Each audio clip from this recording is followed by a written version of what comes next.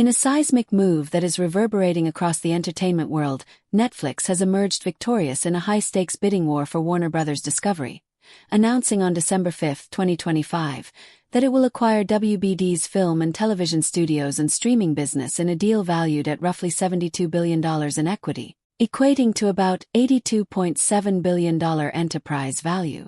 Under the terms of the agreement, WBD shareholders will receive $27.75 per share, a mix of cash and Netflix stock.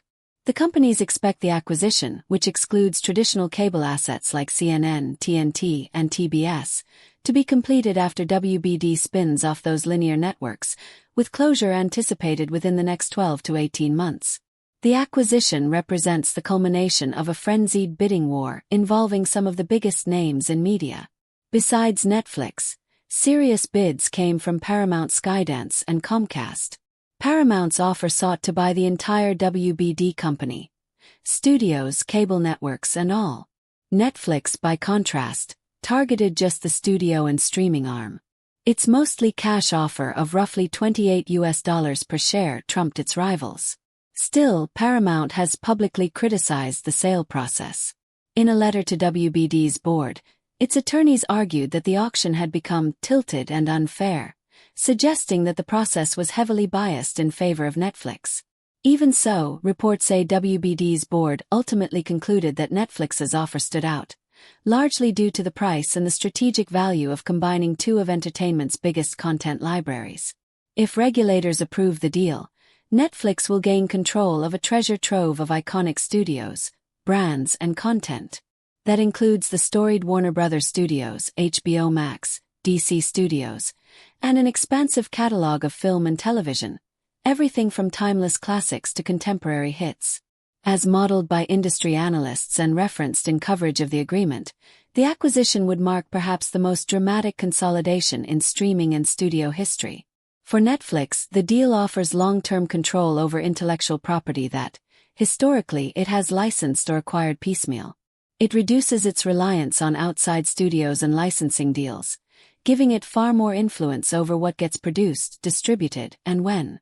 Moreover, for consumers, Netflix argues the merger could yield benefits. In public statements, the streaming giant has suggested that combining its service with HBO Max's capacity could enable it to offer more bundled content, potentially lowering costs per show, increasing original content production, and expanding creative opportunity through greater funding and scale. But the headline-grabbing price tag and strategic appeal come with significant backlash.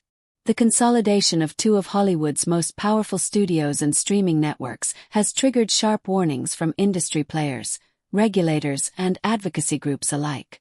Critics argue that a combined Netflix, WBD could reduce competition dramatically, limit creative diversity, and concentrate enormous power, from production to distribution, in a single corporate entity.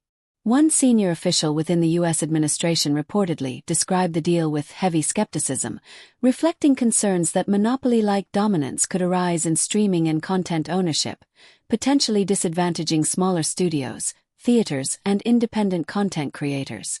Film exhibitors have also voiced alarm. The consolidation could threaten the theatrical release model, as the new Netflix might deprioritize cinema-first distribution in favor of streaming-first strategies, thus undermining the movie theater ecosystem worldwide. To understand how this happened, it helps to look back at WBD's internal restructuring plans. In mid-2024, the company began exploring splitting its assets, separating its traditional linear networks, cable TV, from its more modern and profitable streaming and studio business. The aim was to insulate declining linear TV businesses while freeing up growth potential in content creation and streaming. That restructuring laid the groundwork for suitors such as Netflix to bid only on the parts of WBD aligned with future growth: studios, films, streaming platforms, while excluding legacy cable networks. It's this division that made Netflix's bid strategically attractive.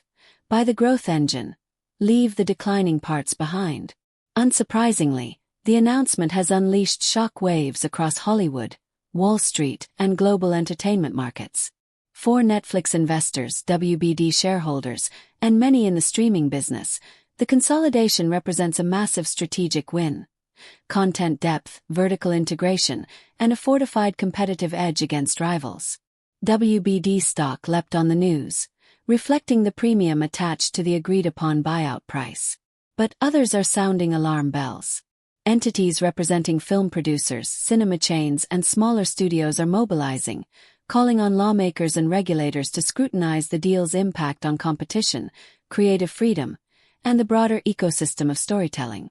Analysts warn that if the deal goes through, Netflix may wield unprecedented influence over what films get made, how they are released, and how, or if, they are shown in theaters. A future where one company controls both the streaming floodgates and the legacy studio machinery raises difficult questions about diversity of voice, creative risk-taking, and the health of theatrical cinema. For now, the deal remains subject to regulatory approval in the US and abroad. Given its size, scope, and potential to reshape the competitive landscape, it is almost certain to attract scrutiny from antitrust authorities. Regulators may demand concessions, divestitures, or structural safeguards to preserve competition and prevent market domination.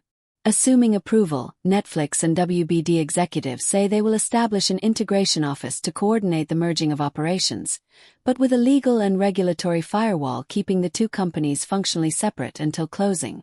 The companies say the separation allows due diligence, compliance, and careful planning for combining their creative, distribution, and business operations. For filmmakers, content creators, and audiences, the stakes are enormous. Netflix will likely accelerate investment in original content, gaming, and global expansion, leveraging WBD's deep catalog and franchises. But for traditional cables, theaters, and smaller studios, the consolidation may signal an even steeper uphill battle for attention, distribution, and survival. What Netflix is attempting, melding the world's biggest streaming platform with one of Hollywood's most storied studios, is nothing short of ambitious. On paper, the deal promises to reshape how content is created, financed, and delivered worldwide. From fan-favorite franchises to original series and worldwide distribution, this could indeed mark the dawn of a new age in storytelling. Yet with great power comes great responsibility and risk. The consolidation of creative and distribution control under one corporate roof threatens to upend competitive balance, challenge theatrical cinema's viability, and concentrate too much influence over what stories get told. For regulators, creators, and audiences alike, the coming months will test whether this mega-merger steers entertainment toward a flourishing new ecosystem, or toward a homogenized, monopolistic future. Only time and the regulatory process will tell.